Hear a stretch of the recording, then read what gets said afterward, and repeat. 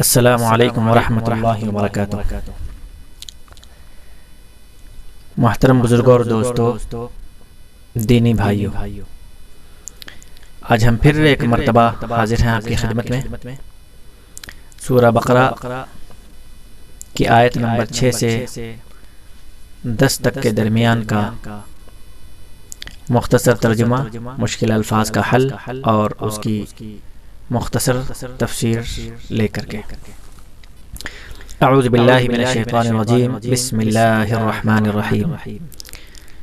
ان الذين كفروا سواء عليهم أأنذرتهم أم لم تنذرهم لا يؤمنون ختم الله على قلوبهم وعلى سمعهم وعلى أبصارهم غشاوة ولهم عذاب عظيم ومن الناس من يقول آمنا بالله وباليوم الآخر وما هم بمؤمنين يخادعون الله والذين آمنوا وما يخدعون إلا أنفسهم وما يشعرون في قلوبهم مرض فزادهم الله مرضا ولهم عذاب أليم بما كانوا يكذبون صدق الله العظيم۔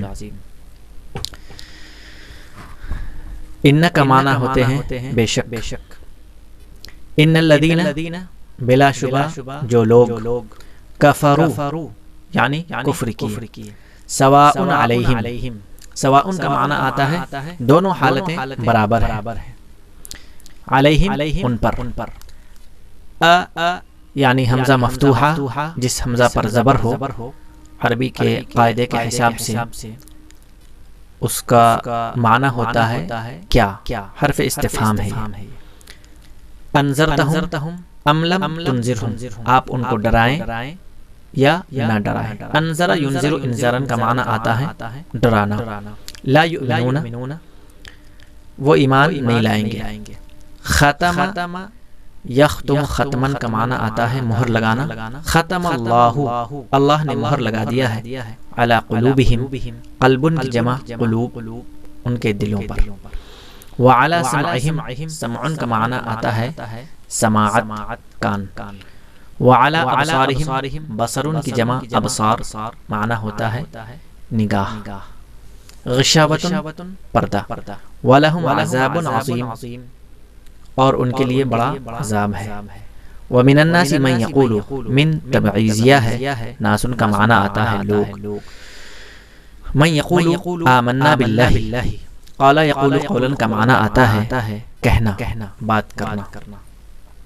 آمنا اس کا معنی ہے ہم ایمان لے آئے، باللہ و بالیوم الآخر، اللہ پر اور یوم آخرت پر۔ وما هم بمؤمنین، حالانکہ وہ ایمان لانے والے نہیں ہیں، بمؤمنین ایمان لانے والے۔ یخادعون، خادع یخادع مخادعتن کا معنی آتا ہے دھوکہ دینا۔ یخادعون اللہ، وہ لوگ اللہ کو دھوکہ دیتے ہیں۔ والذین آمنوا، اور ان لوگوں کو دھوکہ دیتے ہیں جو ایمان لائے۔ وما یخدعون الا انفسهم، اور وہ نہیں دھوکہ دیتے ہیں مگر خود ہی کو، انفسہم اپنے آپ کو۔ وما یشعرون، یشعرون کا معنی آتا ہے شعور رکھنا، احساس رکھنا۔ فی قلوبہم مرض، مرض کا معنی آتا ہے بیماری۔ فزادہم اللہ مرضا، زادہ کا معنی آتا ہے اضافہ کرنا، مرضاً بیماری۔ وَلَهُمْ عَذَابٌ عَلِيمٌ بِمَا كَانُوا يَكْذِبُونَ، اور ان کے لیے عذاب علیم ہے، یعنی دردناک عذاب ہے۔ بما کانوا یکذبون، اس سبب سے کہ وہ لوگ جھوٹ بولا کرتے تھے۔ یکذبون کا معنی آتا ہے جھوٹ بولنا۔ مشکل الفاظ کے حل کے بعد اب ہم اس کی تفسیر کی طرف بڑھتے ہیں۔ اللہ رب العزت نے ارشاد فرمایا، ان الذین کفروا سواء علیہم اانذرتہم ام لم تنذرہم لا یؤمنون، بلا شبہ جو لوگ کفر کیے برابر ہے ان کی حالت، یعنی دونوں حالتیں ان کی برابر ہیں۔ خواہ آپ ان کو ڈرائیے یا ان کو نہ ڈرائیے، وہ ایمان لانے والے نہیں ہیں۔ یعنی نبی صلی اللہ علیہ وآلہ وسلم اللہ کے عذاب سے، یوم آخرت سے، حساب و کتاب سے ان کو ڈرائیں یا نہ ڈرائیں، ان کی دونوں حالتیں برابر ہیں۔ برابر کیا ہے کہ وہ ایمان لانے والے نہیں ہیں، مآل کار، انجام کار، یعنی اس کے اختتام کے اعتبار سے، انجام کے اعتبار سے اللہ رب العزت کے علم میں یہ بات تھی کہ وہ ایمان لانے والے نہیں ہیں۔ آخر کے اعتبار سے اس کا انجام جو ہونا ہے، اس کی موت جو آنی ہے وہ کفر پر ہی آنی ہے۔ اس واسطے اللہ رب العزت نے ارشاد فرما دیا لا یؤمنون، آپ ان کو ڈرائیں یا نہ ڈرائیں وہ ایمان نہیں لائیں گے۔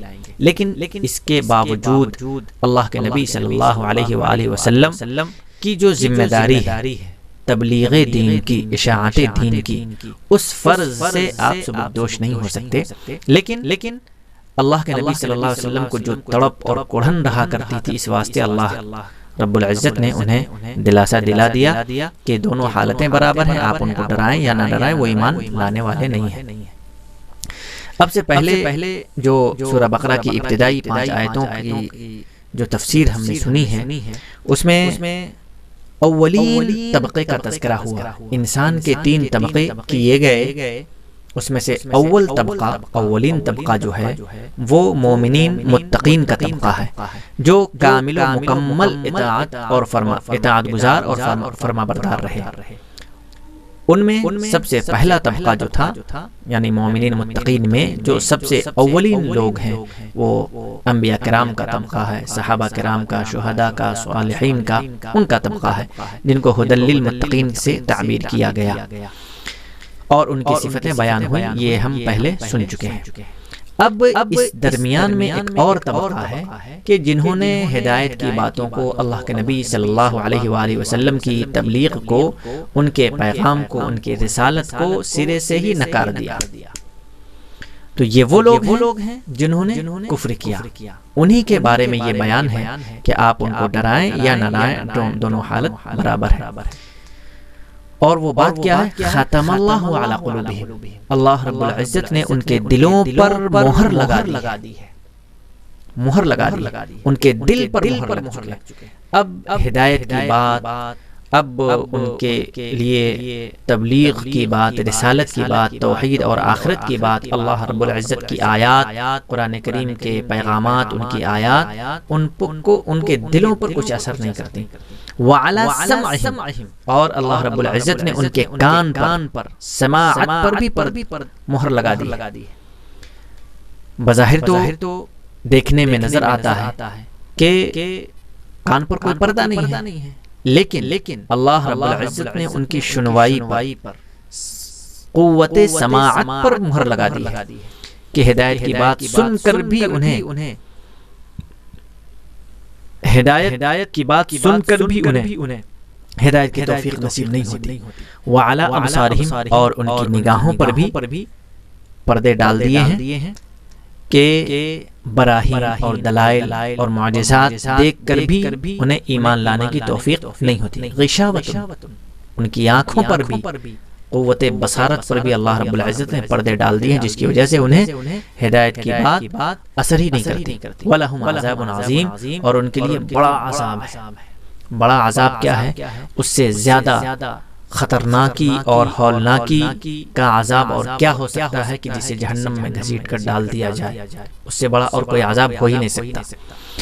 وَمِنَ النَّاسِ مَن يَقُولُ آمَنَّا بِاللَّهِ وَبِالْيَوْمِ الْآخِرِ وَمَا هُم بِمُؤْمِنِينَ۔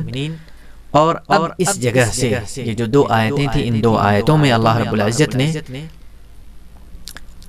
کافرین و مشرکین کا تذکرہ کر دیا کہ جو دوسرا طبقہ تھا۔ اب یہ تیسرے طبقے کا تذکرہ یہاں سے شروع ہوتا ہے کہ وہ تیسرا طبقہ وہ ہے جو ایمان، بظاہر انہوں نے ایمان کا اظہار کیا، اسلام کا اظہار کیا، لیکن دل میں اسلام سے بغض، نفرت، حسد اور کینہ پوشیدہ رکھے رہے۔ ان لوگوں کا تذکرہ ہے، یہ منافقین کا تذکرہ ہے۔ وَمِنَ النَّاسِ مَن يَقُولُ آمَنَّا بِاللَّهِ، اور لوگوں میں سے کچھ لوگ ایسے ہیں جو یہ کہتے ہیں کہ ہم ایمان لے آئے اللہ پر اور یوم آخرت پر۔ وہ یہ کہتے ہیں کہ ہم ایمان لے آئے اللہ پر اور یوم آخرت پر۔ وما ہم بمؤمنین، حالانکہ ان کی حیثیت یہ ہے، ان کی حالت یہ ہے، حقیقت یہ ہے کہ وہ ایمان نہیں لائے ہیں، ایمان لانے والے وہ نہیں ہیں۔ یخادعون اللہ والذین آمنوا، وہ اللہ کو دھوکہ دیتے ہیں اور ایمان والوں کو دھوکہ دیتے ہیں۔ اب اللہ سوچنے کی بات یہ ہے کہ اللہ رب العزت اتنا عظیم اور اتنا قوی ہے اور اتنا علیم اور خبیر ہے، ہر حالت سے واقف ہے، پھر اللہ کو کوئی دھوکہ کیسے دے سکتا ہے؟ اللہ کو دھوکہ کوئی دے نہیں سکتا۔ رسول اللہ صلی اللہ علیہ وآلہ وسلم کو، اللہ کے پیغمبر کو، اللہ کے نبی کو جن لوگوں نے دھوکہ دیا، تو نبی کو دھوکہ دینے کو اللہ رب العزت نے ایسا قرار دیا جیسا کہ اس نے اللہ کو دھوکہ دیا، اور صحابہ کو دھوکہ دیا، ایمان والوں کو دھوکہ دیا، تو وہ یہ دھوکہ دے رہے ہیں۔ وما يخدعون الا انفسهم وما يشعرون، اور وہ دھوکہ کسی کو نہیں دے رہے ہیں مگر خود کو ہی دھوکہ دے رہے ہیں، لیکن اس کا احساس انہیں نہیں ہے، یعنی ان کی توفیق سلب ہو چکی ہے اور انہیں اس کا احساس ہی نہیں ہے کہ ہم دھوکہ دے رہے ہیں۔ فی قلوبہم مرض، ان کے دلوں میں بیماری ہے، فزادہم اللہ مرضا، تو اللہ رب العزت نے ان کے مرض میں اور زیادہ اضافہ کیا۔ اس کو ہم یہ سمجھ سکتے ہیں، حضرت جنید بغدادی رحمۃ اللہ علیہ کا قول ہے، فرماتے ہیں کہ دلوں کے امراض خواہشات نفسانی سے پیدا ہوتے ہیں، دلوں کے امراض خواہشات نفسانی کی اتباع سے پیدا ہوتے ہیں، اور روحانی امراض یہ اعمال شنیعہ سے پیدا ہوتے ہیں۔ یعنی دلوں کا جو مرض پیدا ہوتا ہے جب خواہشات نفسانی کا زیادہ سے زیادہ اتباع کیا جائے، جو چیز چاہے اسی کی اتباع کی جائے، اسی کی پیروی کی جائے، تو یہ دلوں کا مرض پیدا ہو جاتا ہے۔ انسان مرض اسے کہتے ہیں کہ انسان کا مناسب حالت سے آگے کا بڑھ جانا، یا تو کم ہو جائے یا آگے بڑھ جائے۔ جیسے نبض اگر چل رہی ہے تو مناسب حالت سے زیادہ تیز اگر نبض چلنے لگے تو یہ بیماری ہے۔ دل اگر مناسب حالت سے زیادہ اگر دھڑکنے لگے تو یہ بیماری ہے، اور اس سے کم دھڑکنے لگے تو بھی بیماری ہے۔ تو انسان کی جسمانی حالت اگر مناسب حالت سے زیادہ ہو جائے یا کم ہو جائے تو یہ بیماری ہے۔ اسی طرح سے دل کی جو فطرت ہے، فطرت سلیمہ سے زیادہ ہو جائے یا کم ہو جائے، فطرت سلیمہ کے مطابق جب نہ ہو تو یہ بیماری ہے۔ تو یہی حضرت جنید بغدادی رحمۃ اللہ علیہ نے فرمایا کہ دلوں کا جو مرض پیدا ہوتا ہے، جو منافقین کے اندر پیدا ہوا، وہ خواہشات نفسانیہ کے اتباع سے پیدا ہوا۔ فی قلوبہم مرض، اور یہ بتایا گیا کہ ان کے دلوں میں بیماری ہے، فزادہم اللہ مرضا، تو اللہ رب العزت نے ان کے بیماری میں اور زیادہ اضافہ کر دیا۔ یہ اللہ رب العزت نے ان کی بیماری میں اضافہ کیا، یہ کیسے سمجھا جائے گا؟ وہ اس طرح سے سمجھا جائے گا، جب ابتدائی ایام تھے تو قرآن کریم کی آیتیں کم نازل ہوئی تھیں، فتوحات یا جو غزوات ہوئے، واقعات ہوئے، وہ کم واقعات ہوئے، تو کم واقعات کے سلسلے میں اور کم آیتوں کے سلسلے میں انہیں شک تھا، انہیں تردد تھا، یا اس کا انہوں نے جو انکار کیا تو یہ کم تھا۔ فی قلوبہم مرض، لیکن جب وہ آیتیں زیادہ نازل ہوتی گئیں اور زیادہ بڑھتی گئیں، تو جس طرح سے آیتیں بڑھتی گئیں تو زیادہ آیتوں کے بارے میں ان کو شک ہوا، زیادہ غزوات ہوئے اور فتوحات ہونے لگے، تو ان کو زیادہ قڑھن، زیادہ جلن، زیادہ حسد ہونے لگی۔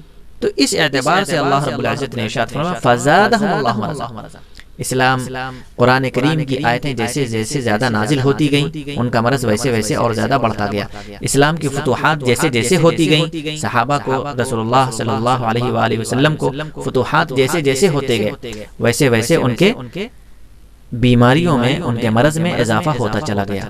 گویا کہ یہ کہنا چاہیے کہ مرض بڑھتا گیا جوں جوں دوا کی۔ وَلَهُمْ عَذَابٌ أَلِيمٌ بِمَا كَانُوا يَكْذِبُونَ، اور ان کے لیے دردناک عذاب ہے اس واسطے کہ یہ لوگ جھوٹ بولا کرتے تھے، اور ان کے عذاب کا سبب جو قرار دیا وہ جھوٹ کو قرار دیا، کیونکہ زبان سے یہ کہتے تھے کہ ہم ایمان لے آئے، اور دل میں رسول اللہ صلی اللہ علیہ وسلم سے بغض، نفرت اور عداوت رکھے ہوئے تھے، حتیٰ کہ آپ صلی اللہ علیہ وآلہ وسلم کے ساتھ جو واقعہ پیش آیا کہ قبیلے میں آپ صلی اللہ علیہ وسلم فیصلہ کرنے کے لیے گئے ہوئے تھے، یہودیوں نے چند آدمیوں کو بھیج کر اوپر دیوار پر ایک بڑی سی چٹان گرانے کا فیصلہ کر لیا، اور اللہ رب العزت نے وحی کے ذریعے سے اللہ کے نبی صلی اللہ علیہ وسلم کے پاس جبرائیل کو بھیج کر کے یہ اطلاع دی کہ آپ یہاں سے ہٹ جائیے، انہوں نے یہ فیصلہ کیا ہے۔ تو ان کی جو سازشیں تھیں وہ اللہ کے نبی صلی اللہ علیہ وآلہ وسلم کو بذریعہ وحی بتلا دی جاتی تھی، تو منافقین کی پہچان ہو جاتی تھی۔ اور کبھی ایسا ہوتا کہ منافقین کی پہچان اس طور پر ہو جاتی تھی کہ ان کا عمل یا ان کا قول کچھ ایسا ظاہر ہوتا جو شعار اسلام کے خلاف ہوتا یا حقیقت کے خلاف ہوتا، اس سے پتہ چل جاتا تھا کہ یہ منافق ہے۔ منافق کی پہچان آج کے زمانے میں ہم سب کے لیے تو مشکل ہے، لیکن قرآن کریم نے جو معیار بتا دیا، جو حالات بتا دیا، اس حالات اور معیار کو دیکھتے ہوئے منافقین کا فیصلہ کرنا آسان ہے۔ اللہ کے نبی صلی اللہ علیہ وآلہ وسلم کا ارشاد ہے، فرمایا گیا آیت المنافق ثلاثۃ، منافقین کی پہچان، منافقین کی علامت نشانی وہ تین ہے۔ اذا وعد اخلف واذا اؤتمن خان، یعنی کہ منافق جب وعدہ کرے گا تو وعدہ خلافی کرے گا، اور جب اس کے پاس امانت رکھی جائے گی تو امانت میں خیانت کرے گا، اور جب وہ بات کرے گا تو بات کرنے میں وہ جھوٹ بولے گا، جب بات کرے گا تو بات کرنے میں جھوٹ بولے گا، اور جب وہ وعدہ کرے گا تو وعدہ خلافی کرے گا، یہ بھی ایک طرح سے بڑا جھوٹ ہے، اور جب اس کے پاس امانت رکھی جائے گی تو امانت میں وہ خیانت کرے گا۔ تو یہی سبب ہے، یہ تین پہچان ہم سب اپنے دل پر ہاتھ رکھ کر کے یہ سوچ سکتے ہیں، فیصلہ کر سکتے ہیں کہ اللہ رب العزت ہمیں کس کیٹیگری میں رکھے ہوا ہے۔ یہ ہم سب کے واسطے سمجھنا اور اس سے بچنا نہایت ضروری ہے کہ جھوٹ بہت بڑا گناہ ہے اور یہ حرام ہے۔ ہمیں ان چیزوں سے اللہ رب العزت بچائے، محفوظ رکھے، ہمیں قرآنی پیغامات، قرآنی آیات پر عمل کی توفیق عطا فرمائے، اسے سننے، سمجھنے اور عمل کی توفیق سے نوازے۔ وآخر دعوانا الحمدللہ رب العالمین۔